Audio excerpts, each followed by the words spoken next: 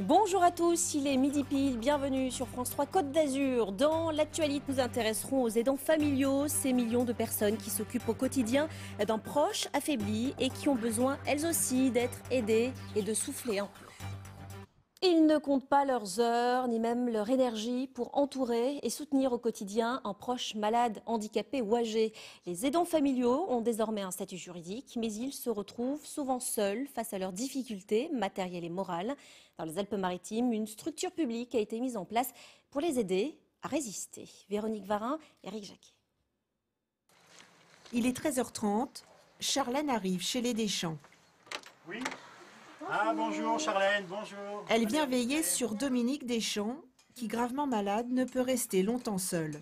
Bon, vous avez mon numéro de téléphone, s'il y a un problème, normalement, ça...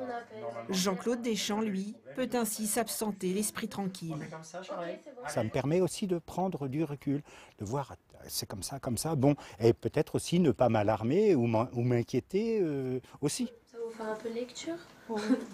L'organisme Intervalle va donc jusqu'à organiser la garde à domicile de la personne malade pour libérer son aidant dans tous les sens du terme, par exemple pour assister à un groupe de parole.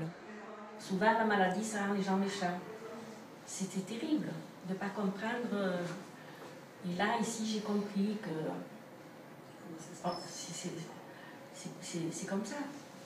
Tous ont un mari, une épouse, des parents ou des enfants dépendants, malades ou handicapés dont ils s'occupent à longueur de temps.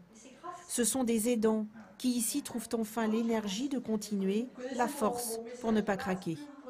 Venez, n'ayez pas honte, venez, ça ne peut que aider. Vraiment, c'est un groupe, puis au lieu de pleurer, les premiers jours on pleure en en parlant, et après on se rend compte que tout le monde, et ça nous aide beaucoup. Oui. Je sais pas, je me sens super bien, je me reconnais pas moi-même.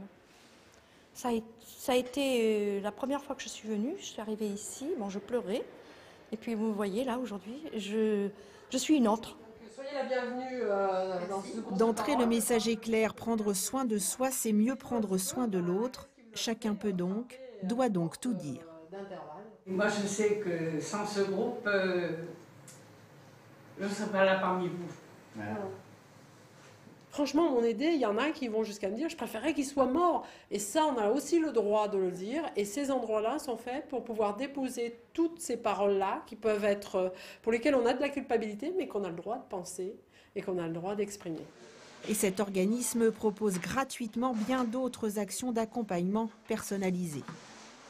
Il s'agit pour nous vraiment de faire une identification des difficultés rencontrées au quotidien par les aidants et de pouvoir permettre la mise en place de modules bien spécifiques. Comment déplacer la personne aidée, comment ne pas se faire mal au dos, comment aménager son habitat pour éviter les accidents et pouvoir intervenir en prévention. Financé par des deniers publics dont ceux du Conseil général, Intervalle est pour l'instant une structure unique en son genre. Un exemple à suivre selon les bénéficiaires.